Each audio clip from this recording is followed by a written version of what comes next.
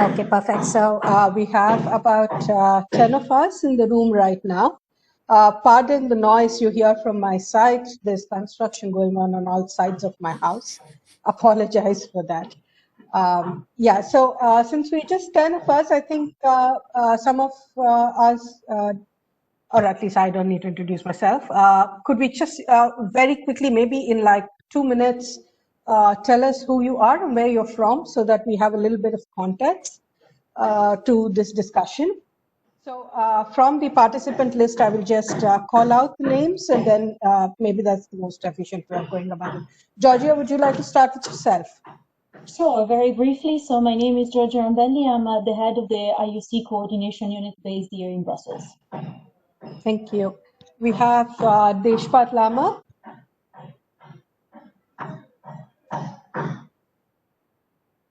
Could you kindly introduce yourself?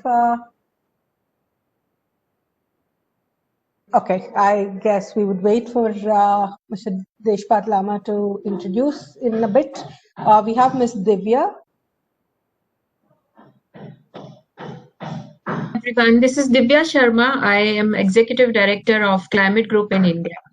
Very happy to be here. Hi, Soumya. Hi, Divya. Thank you.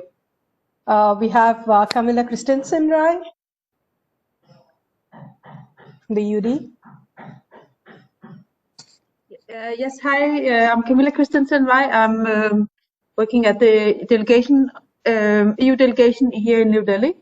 I work on the sustainable urban, the partnership on smart and sustainable urbanization between the EU and India. And I work with the partnership on water as well. Thank you. Thank you, Ms. Rai, for joining us today. We have someone, municipal commissioner, I would believe, a municipal commissioner from. Good afternoon. I'm H.K. Chhetri. I'm municipal commissioner of Gangtok, Sikkim. Hello, good afternoon, sir. A warm welcome. Thank you. Mr. Naval.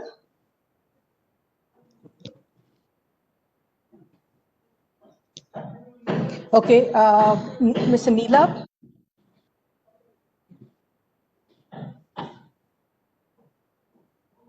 I guess they're unable to speak right now. Mr. Panagiotis.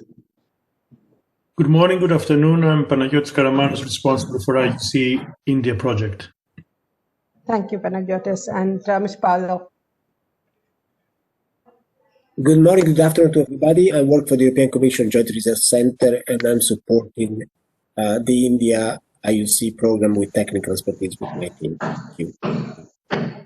Sorry, my mic was on mute, but I am the team leader for the India-EU Urban Partnership and also a senior expert on the IUC. Perfect. Thank you, Mr. Neelab. Thanks a lot. So an excellent group. Anybody else who was unable to introduce themselves? Okay, kindly feel free to chop in and we'd like to hear from you. I think we'll start with the discussion in the interest of time. If I could go to the next slide, please.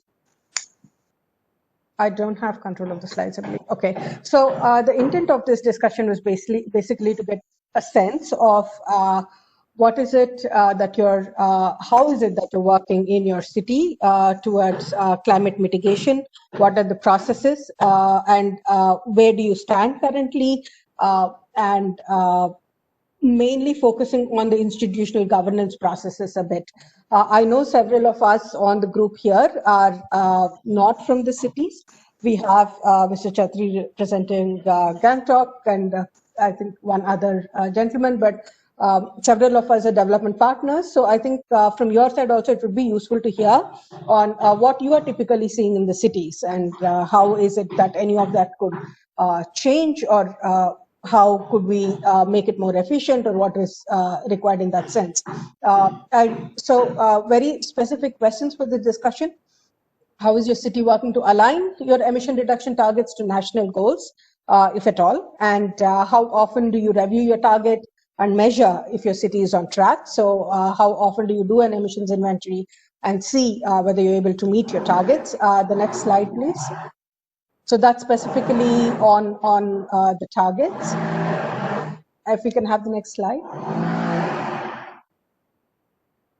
Yeah, on the climate action plans, where is it, what is your priority? So where is it that you're seeing, what are those critical sectors that you have identified, and what specific actions, if taken, would have the most impact within your city? And from an energy access, inclusion, just transition perspective, what are your city's plans to move towards green recovery and focusing more on sustainable energy sources? What are your plans for increasing sustainable energy in the energy mix, and how are you going about that? So these are the three heads under which we have questions. And let's go to the first one, which is on the targets. And we would like to hear from all of you who are in this group. So if we can go one slide above, please, on the targets. Yeah, thank you. So how is your city working to align your reduction targets to national goals, and how often are you measuring your targets? So could we hear from all of you, either your experience in working with the cities or from the city itself? If I may, I would like to request Mr. Chhetri to kindly indicate to us how Gangtok is taking this forward.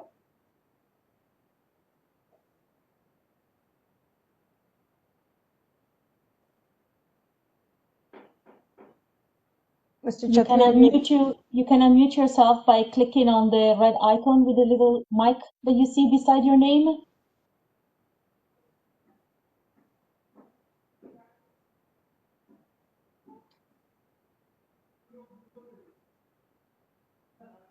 Okay, while we wait for Mr. Chhetri to respond, could I ask other colleagues who are on call who would like to speak to this topic or speak to this particular set of questions? If I may provide a comment, Sumi, on this, I'm not the most knowledgeable person about this process, but I think that what is happening in India over the last few months or maybe even years is that cities are first trying to understand what are their own emissions based on the data that they have, which is not always the case that they have good data. And then they try to see, as you are correctly asking here, how to align these with the national goals. And I think that important processes during this phase is for them to use some specific tools. Now, earlier today, NIUA presented the Smart City Climate Assessment Framework, which very nicely brings in together a lot of data from more than 100 cities in this case. So I think this is an evolving process. I think my understanding is that not all cities or many cities are still not, let's say, aligned with the national targets, whatever these are, but all of them are in the process of trying to see how to do that. Right, Panagiotis, thank you. Thank you for that. I think the big difference that we're seeing from the European perspective and what's happening in India is, I think, more the Indian cities are focusing more on where do I stand today and what is possible based on where I stand today and based on a climate action plan, rather than having a political ambition or a political target up front and then trying to dovetail to that. Anybody else who would like to speak to this, please? Well, yes, sorry, please go ahead. Thank you, Camilla. Well, like Panagiotis, I'm also not an expert on this particular area, but in general, I have, let's say, two comments here. You showed in your slide earlier about the 18 Indian cities, right? And I'm thinking that these cities, of course, it's great, and we have that momentum started and we have initiated the process. But if I just look at the 80-20 rule in some sense, in a country like India, it's really the big cities, if we can capture them and bring them on board to drive these targets, you would really capture a lot of impact through these bigger cities. And it's not to say that, tier 2 or tier 3 cities are not important. They are extremely important as well. But I think also getting the big cities on board will give us these, let's say, in some sense, a low-hanging fruit, right? In terms of the numbers and the impact measurement. That's one comment. And the other comment that I have is that when, let's say, for example, we have a municipal commissioner who is responsible to achieve these targets, my question really to them is how much resource or how much time do they have to actually spearhead these initiatives, such as driving these targets, because we know that they're all inundated with day-to-day activities and citizen or just taking care of the city, especially given the pandemic situation. So, how much resources do they have to actually implement these initiatives? And then, secondly, how much importance it is given at their city, state, policy level, whether they are able to meet or they are unable to meet the targets. The significance or the importance of this should also be recognized at a sort of higher level within the administration. So I think these are some of the issues, and of course I understand that it's a dynamic process, and if you look at India, the process has just started in some sense. So I'm quite sure it will pick up. But these are some of the thoughts that come to mind off the cuff. Thank you, Neelab. All very, very relevant points. I think those of us who started way back in the 2000s thought of the big city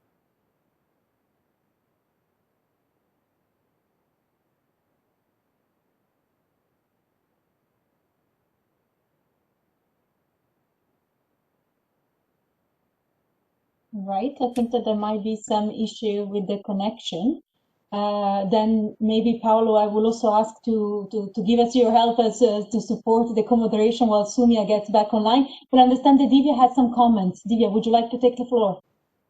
Thanks, Georgia. So I was just adding to what Neelab was saying, 2-3 points. The first point is that when we are assigning the responsibility of targets to GHG emission reduction targets to municipal corporation or the urban local body, we will have to be cognizant of the fact that they work under specific mandates, and not all sectors that are GHG producing GHG emissions would be under the purview of these municipal corporations working.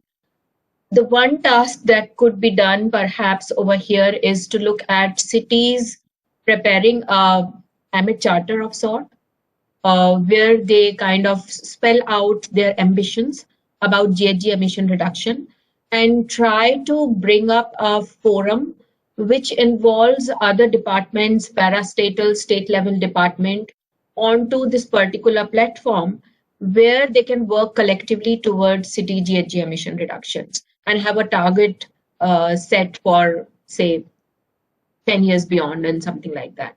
Or it could match with the national targets. I think that sort of thing is missing at the moment. I'm hopeful that the Climate Smart Cities initiative by the Ministry of Housing and Urban Affairs that Mahesh just talked about would give that window to have those indicators and assessment frameworks to cities to even measure their emissions. But the problem really lies around the mandates at the moment. Thank you very much. I don't know if Sumia is back with us. Yes, Georgia, I apologize, everybody. No worries. I had a drop in the power and then the net disconnected. That's okay. Yeah, we I guess had a very interesting conversation with Divya that was talking about the importance of looking into cities that are already preparing their own plans, but also to double check what the mandates are, because of course some of the sectors might not be under the competence, and how important it will be to bring together all of the other actors that are working in developing these targets jointly. And the idea was also to, of course, align with the national targets. And maybe then following up with that, Sumia, and I'll give you the floor. My question will be, one of the, of course, at the basis of the GCOM, as you know, the idea is the cities will be able to commit to a target that is at least as ambitious as the NDCs of the country. So I think maybe that is indeed something that has to be taken into account when developing this plan. But nonetheless, I was wondering if as of now, even the most advanced cities, and I know that there are a lot of cities in India that are doing a lot of work, is it being easier for them to, having a lot of experience to develop such targets, or is it still a challenge even for the most ambitious ones?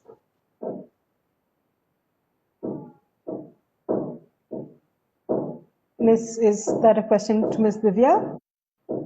To everyone, also to you. I can speak about it. And Nilab pointed out the question around big cities. I think there are different challenges that big cities face here, and smaller cities have different challenges. So, like, for example, smaller cities would not have the capacity and technical know-how to start this process in the first place. While on the other hand, where big cities have the resources and connections or networks to initiatives such as this one. And for example, Italy is working with so many cities.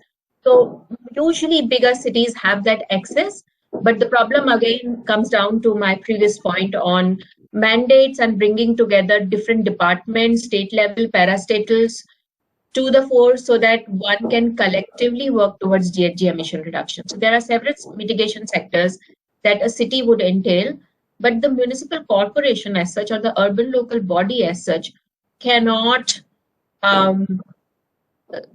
look at emission reduction data at their level because they don't have that kind of access to other departments working. You know what I mean? So that is primary, and these are two different things that one has to balance and look at. How do we facilitate the smaller cities to start earlier than their bigger counterparts, and also bigger cities to bring together more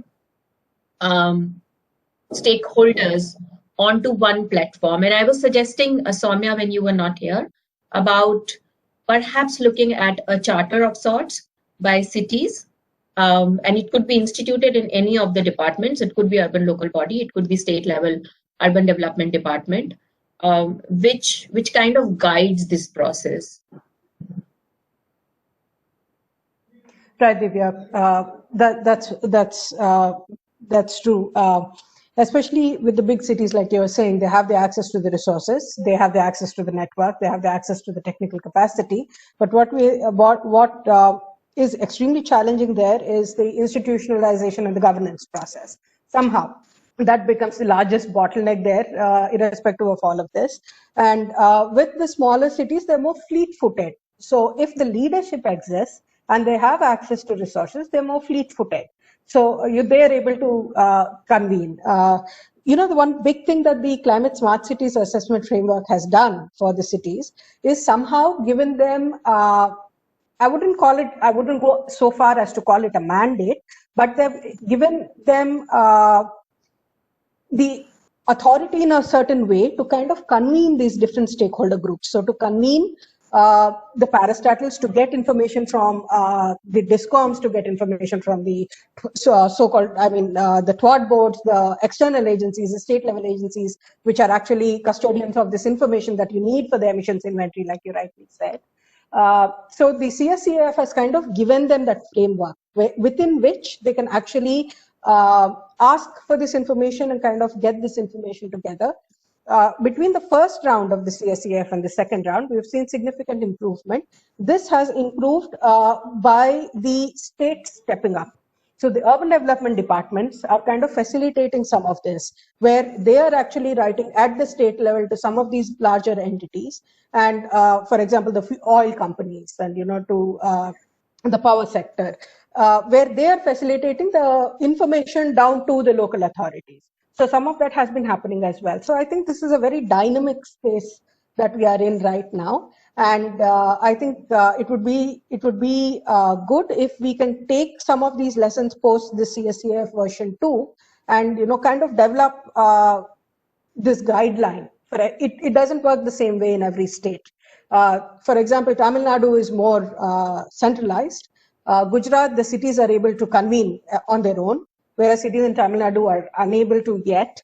So it's very different state by state, but we can come up with guidance with NIUA addressing some of these, different typologies that we are seeing, if we may call them that. Ms. Camilla had a point. Yeah, thanks. Earlier. Thank you very much. Thank you so much. Yeah, what I really thought is that that's important to build upon the work going on already. Like we heard now very briefly on city of Rajkot, but it could be interesting to understand from their side more clearly the way they are working, and they have worked for quite a number of years. There's I believe also other projects, other cities under the IUC working on climate action plans, of course, under the DCOM. And we heard from Gujarat, there's eight cities. I believe also the city of Gangtok. So I think that spending time and listening to the cities who are working on this could be very good to learn more. I think also it's important that to keep in mind also that cities in India, they also have a rather other urgent matters like ensuring water for its citizens, water supply, sanitation. I mean, there's a number of services which really need to be in place. So, but it doesn't mean that one should not look at the climate action, because it can actually link over to the wastewater sector and the energy sector, the transport sector. But yeah, my main message was probably to learn more from the cities already working on the, for example, climate action plan. Thank you. Can I come in? I have one maybe comment or a point here.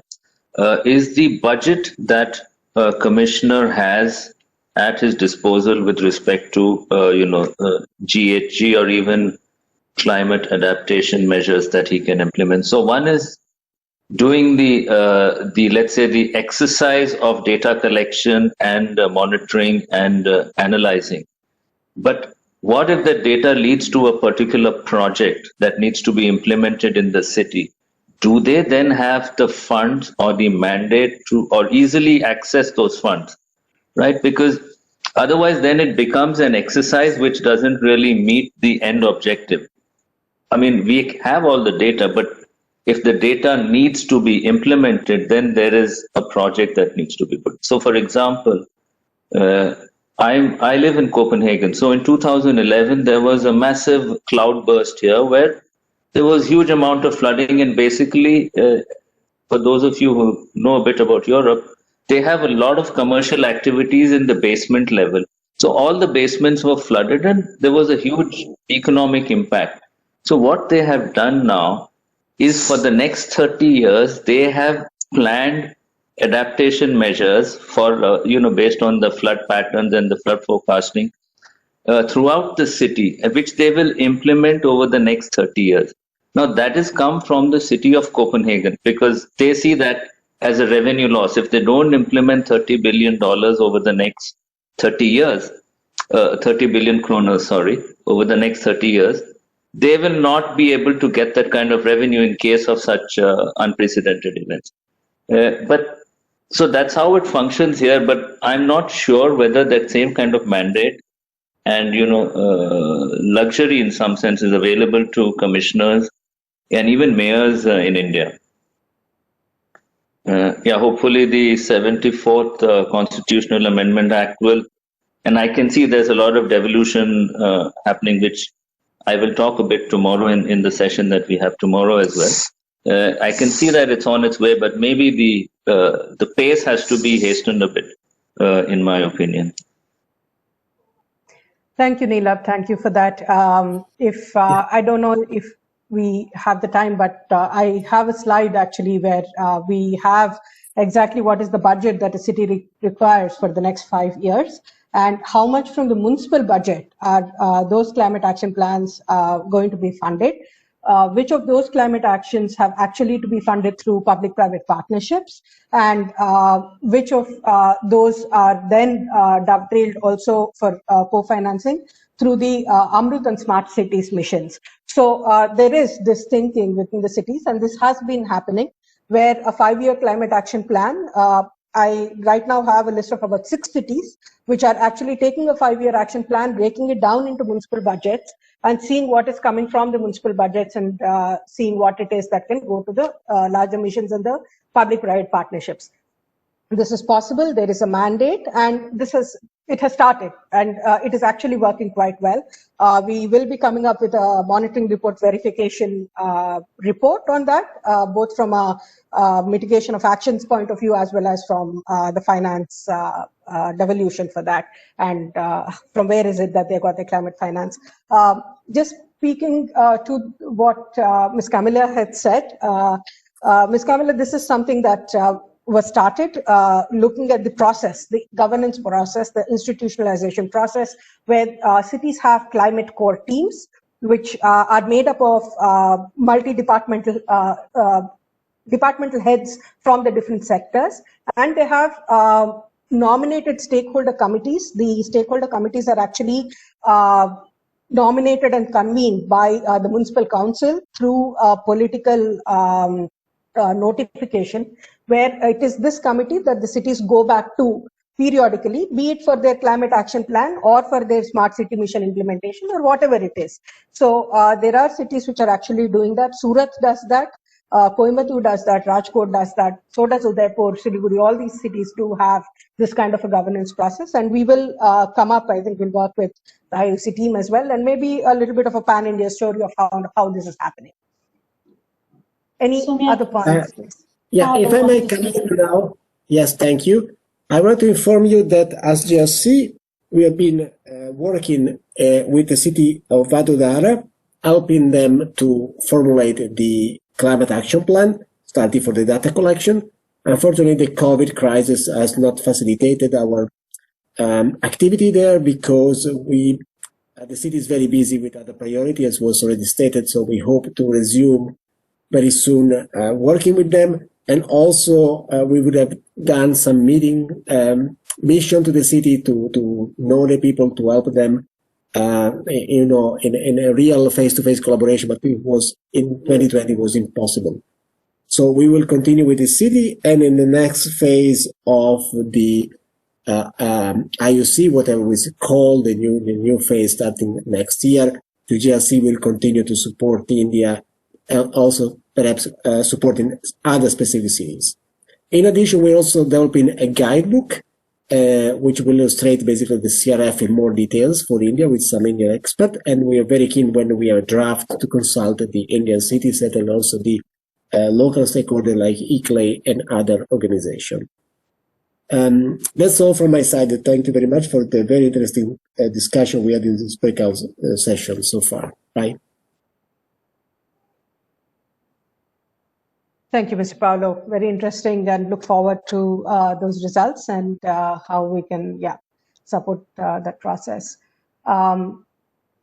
Any specific inputs on the energy access plan? We haven't spoken too much about that.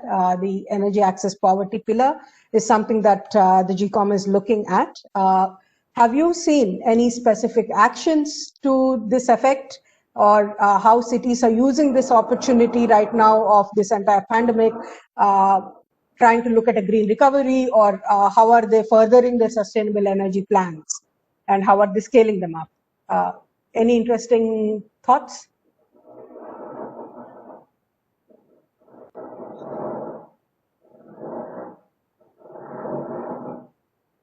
I'm afraid we are closing in 15 seconds, so before this closes, I want to thank you all. Maybe just very, very quickly, in Europe, when we talk about energy pillar, energy access pillar, mostly energy poverty. So that's also one of the filters that we are using to understand that. I'm not sure how that is relevant for India and